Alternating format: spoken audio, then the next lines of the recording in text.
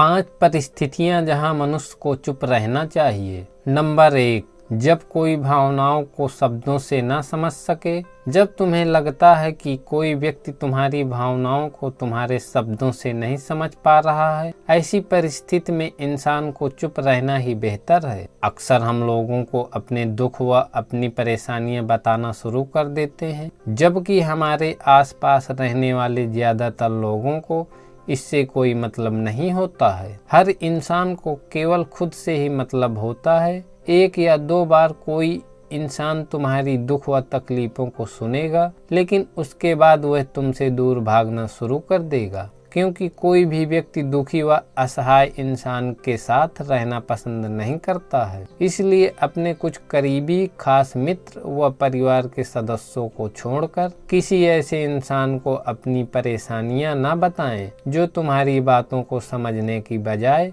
उसका मजाक बनाए। नंबर 2, किसी चीज या घटना का आधा अधूरा ज्ञान होने पर। जब तुम्हें यह न पता हो कि किसी विशेष मौके पर क्या बोलना है या किसी विशेष घटना के बारे में तुम्हें आधा अधूरा ही ज्ञान हो, तो ऐसे मौके पर भी हमें चुप रहना चाहिए। अक्सर व्यक्ति अपने आधे अधूरे ज्ञान के कारण हंसी का पात्र बनता है। ऐसे व्यक्ति को लोग गंभीरता से लेना भी पसंद नहीं करते हैं। हमें कभी भी आधी अधूरी व इधर उधर से मिलने वाली जानकारी के आधार पर लोगों से अपनी बात मनवाने की कोशिश नहीं करना चाहिए। नंबर 3, जब कोई व्यक्ति किसी की बुराई कर रहा हो। जब कोई इंसान तुम्हारे सामने किसी तीसरे इंसान की बुराई कर रहा हो, तब ऐसे परिस्थिति में भी तुम्हें चुप रहना चाहिए। तुम्हें कभी भी ऐसी नकारात्मक बातचीत का हिस्सा नहीं बनना चाहिए,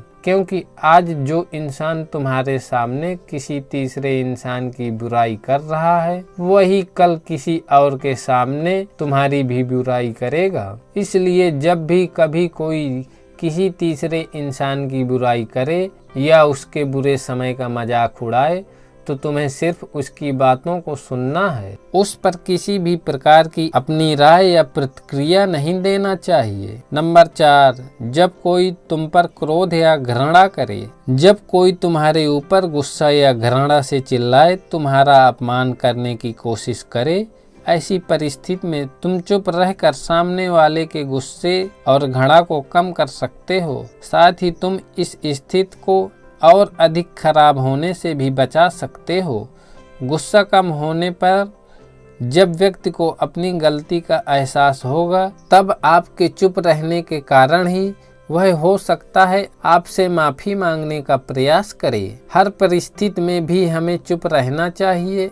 यदि कोई व्यक्ति गलत कर रहा है तो हमें चुप रहना चाहिए, क्योंकि कुछ लोग ऐसे होते हैं जिन्हें चुप रहना हमारी कमजोर प्रतीत होता है। गुस्से के दौरान चुप रहने का यह तरीका हमारे सगे संबंधी, हमारे परिवार व मित्रों के लिए ही सही है, न कि हर इंसान के लिए। हर जगह चुप रहने का कुछ लोग गलत फायदा भी उठा सकते हैं। नंबर 5, जब कोई अपना दुख या परेशानी बताए। जब कोई इंसान तुमसे अपने जीवन की कोई दुख भरी घटना या परेशानियां साझा कर रहा हो, ऐसी परिस्थिति में तुम्हें चुप रहकर सिर्फ उसकी बातों को सुनना चाहिए। कुछ लोग ऐसे होते हैं जिन्हें अपनी समस्या सुनाने पर वे तुरंत समाधान देने लगते हैं, जबकि कोई इंसान जब अपनी परेशानियां बताता है तब वह चाहता है कि हम उसकी पूरी बात ध्यान से सुने, क्योंकि जब हम किसी की पूरी बात ध्यान से सुन लेते हैं तो उस इंसान को एक आत्मिक शांति का अनुभव होता है। उसे लगता है कोई तो है जो मेरी बात को ध्यान से सुनना पसंद करता है। दोस्तों, वीडियो अच्छा लगा हो तो वीडियो को लाइक, शेयर, कमेंट करें और चैनल को सब्सक्राइब कर नोटिफिकेशन ऑन कर लें।